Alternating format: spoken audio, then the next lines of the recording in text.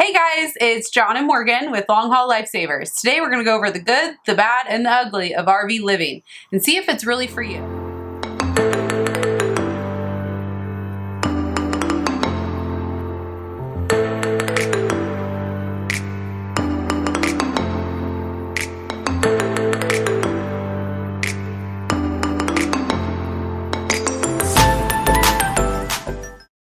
So to give you guys some backstory, when we first started travel nursing, we weren't in an RV. We started out doing the apartment.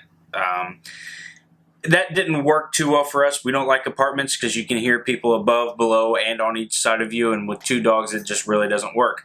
So we were driving down the highway in Albuquerque, New Mexico one day, and Morgan here said, "Oh, look at those RVs. Maybe we should get one of those." I did a U-turn in the middle of the median and immediately took the first exit to the RV store, and now, 4 years later, we've been in an RV. 4.5 years. 4.5 years later. Yeah. So today we'll go over some of the pros and cons that we've noticed living full-time in an RV. Yeah, so one of the biggest pros that I've seen is the budget, and that is in regard to the RV and to RV spots. So there's really a budget for everyone. If you want to spend a couple $100s on an RV and do the whole DIY, reno type thing, or if you want to spend millions on, a big bus coach, then, your budget has a really wide range. The same thing goes for RV parks. You can spend basically $160 a month if you wanted, and that's boondocking and dry camping, and then just stopping pretty much once a week at an RV park to fill tanks and dump tanks. Or you can spend $3,000 plus, going to some of these beach resorts, or like the one in Florida, it was like $4,800 a month. So, it's a wide range. So you have every type of RVer out there. So another pro that we found is we get to travel around to a lot of different locations. Jokingly, we say that our dogs have peed in more states than most people have visited. So that's an added benefit. We get to see a lot of different places. We also like to park the RV kind of centrally located to a lot of different things that we want to see, so that we can go out and take 2 or 3 hour day trips here and there. So the next pro is meeting new people. I personally love to meet new people, him not so much. It's not that I don't like to meet new people, it's just I don't crave or need to meet new people, whereas she does. I do. I have to know everybody in the park. I want to know all about your life. And so I really enjoy meeting new people. I really enjoy going into town and whatever new city we're in and talking to people that are from there, generations from there, and getting to know the history of the town and the history of the people. I truly think that that's the best part of traveling and RV living. So another pro that we've noticed is specifically for neat freaks. The area of an RV is so small and it's easy to clean really quickly. And being in an RV, everything really has to have its place or it looks a disaster. We'll show further videos in the future of our basement where I have all my tools. We're both very OCD, so everything has to have its place. So my favorite pro is the fact that no matter where we drive, we always have our bed, our toilet, and our refrigerator right with us. So it's really convenient. I like to pack snacks and lunches before we even start our road trip, so that way it's all in the fridge ready to go, so that when we pull over at a rest stop or a truck stop to let the dogs run around, we can just open up the front door and get in the fridge and get out our sandwiches and be ready to go. It's better than buying fast food all the time. Yeah, way better. Costs less and tastes better. So the other thing, I'll have to fill you in on a little story. So when we first started RVing, John and I were in, where were we? West Texas? West Texas somewhere. West Texas. And so this was with our first RV. So we're in West Texas and we run out of fuel and we're on the side of the highway and John's putting fuel into the truck. And I was on the side of the road, squatted, using the restroom, and cars are honking and driving by, and I'm just like, yeah, whatever. And so he comes around the backside of the RV and sees me, and he says, "What are you doing?" I said, "I really had to go," and we are in the middle of nowhere. And he goes, "The bathroom is right here in the RV." So that was kind of my lesson about, hey guys, you always have a toilet with you when you have an RV. One of my favorite pros is being outside. I love being outside, and having an RV with the smaller space inside really allows us to utilize the outdoor space. We have a rug and a Traeger grill and a big 5-piece patio set that's a pain to load up every time, but we have it. I had to have it. Yeah. So we really like utilizing that outdoor space. And when you're outside, you always get to meet these amazing people from all over the country and even all over the world.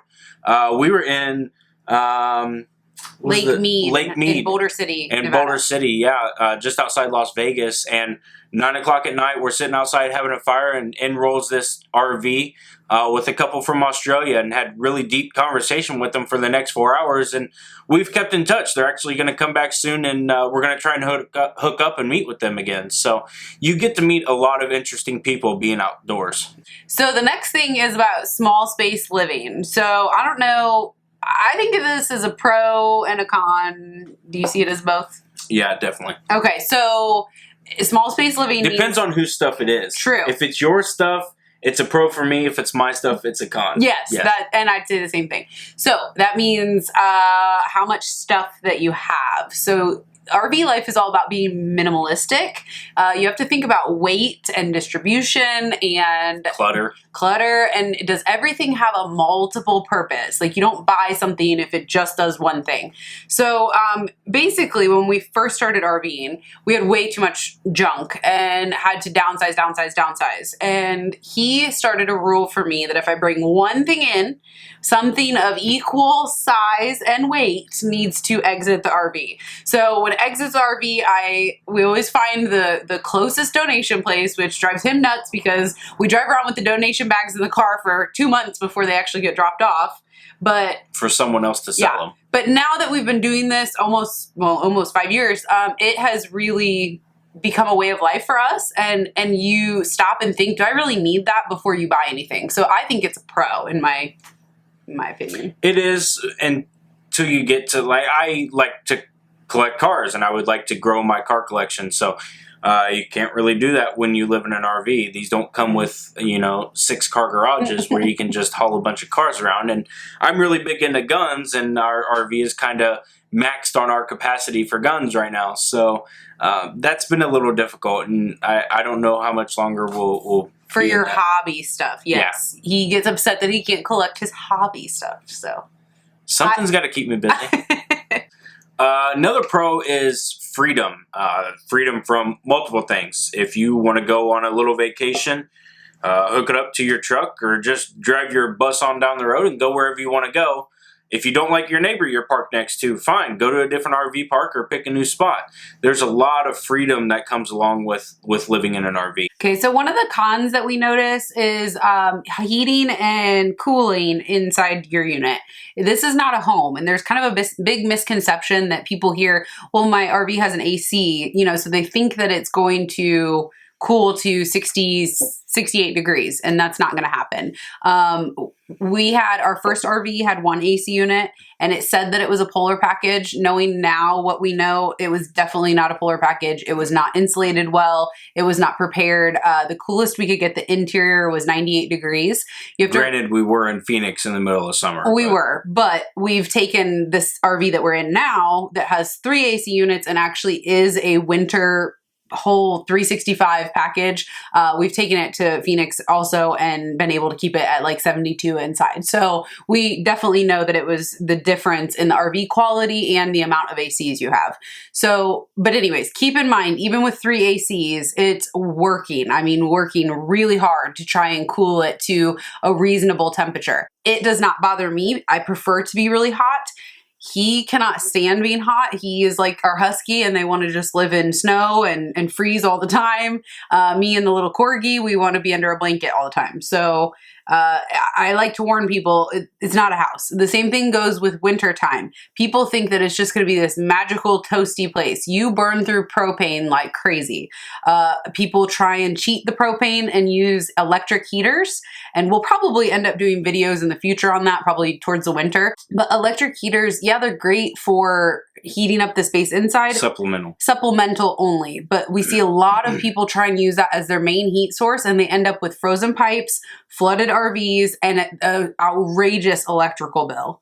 So that's my con, is heating and cooling is something you need to prepare for when you enter the RV world. I even tried to convince her to let me take out the electric fireplace and put in a wood stove, but yeah, that's not happening. That didn't go anywhere. RVs catch on fire, they light like in 8 seconds. So no, that's definitely not happening. It's doable If you want to know, tell me. No. So another con that we've noticed, which we mentioned previously, was small space living. So the con flip side to that is this is a small tin box, and you not only have to love the person you're living with, but you also have to like them and want to spend time with them.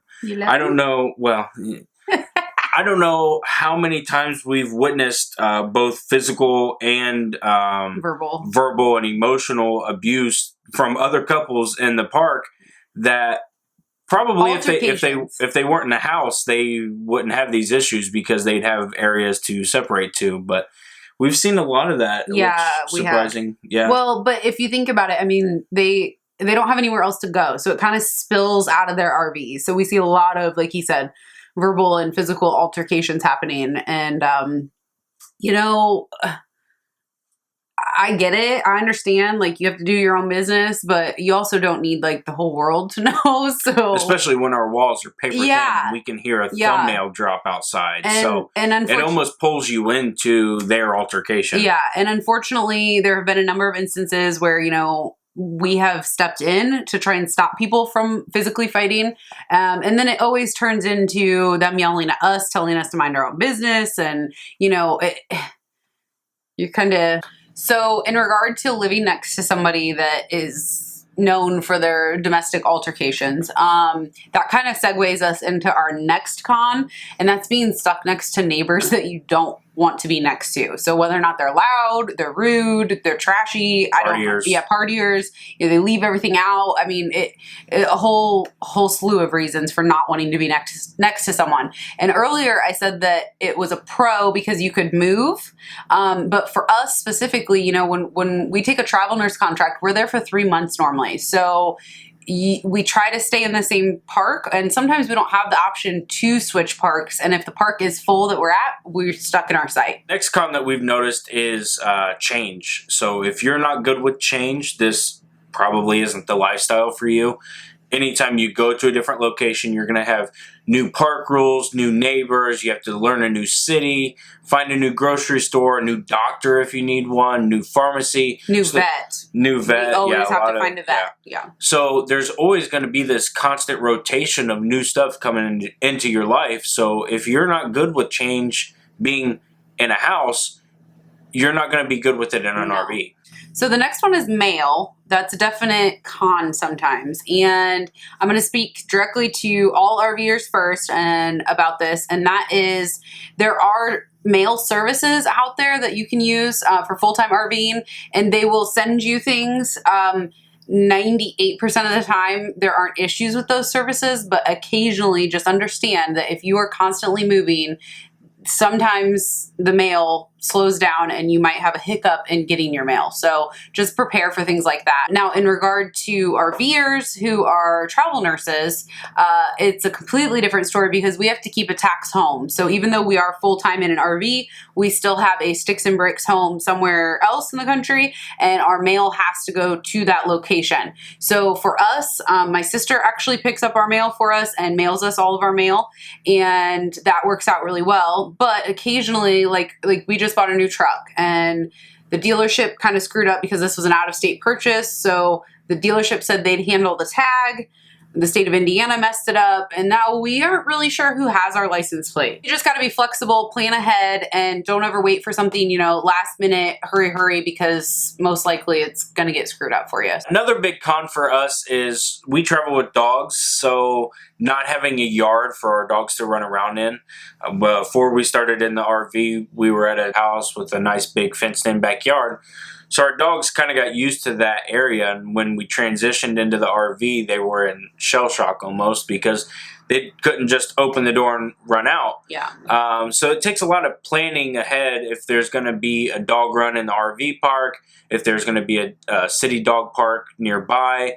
We ended up buying a pop-together fence that we can put outside and artificial turf out there, so they have a little bit of an area to run around, but nothing extensive like we used to have. It just takes that extra planning to see where your dogs are going to get that exercise. Yeah, and to add to what John said, if you're not RVing yet and you're thinking about it, if you have a dog that is not trainable, and when I mean that, like if you open your front door and it bolts every time, and RV life is not going to be for you and your dog. The site we are in currently, we are, how many feet are we from the highway? Maybe 100 feet. Maybe 100 feet from the highway. You've probably heard the semis in some of the videos. Yeah, so I mean, if we open our door and our dog bolted, I mean, they could be there in seconds. And unfortunately, that's what we come across in a lot of RV parks, that they're right off of highways. So you need to make sure you have a dog that isn't going to bolt out of your house and is well behaved on a leash. So that's going to be it for today's video. Thanks for watching, and hopefully if you're thinking about becoming a full-time RVer, this helps you out a little bit. If you have any questions, please feel free to drop them in the comments. We like to read those and maybe cover some topics that you're interested in. Otherwise, thanks for watching. Don't forget to like, share, and subscribe, and also turn on the notification bell so you can stay up to date on all the future content we post. Also, head on over to Instagram and follow us at Long Haul Lifesavers. Bye, guys.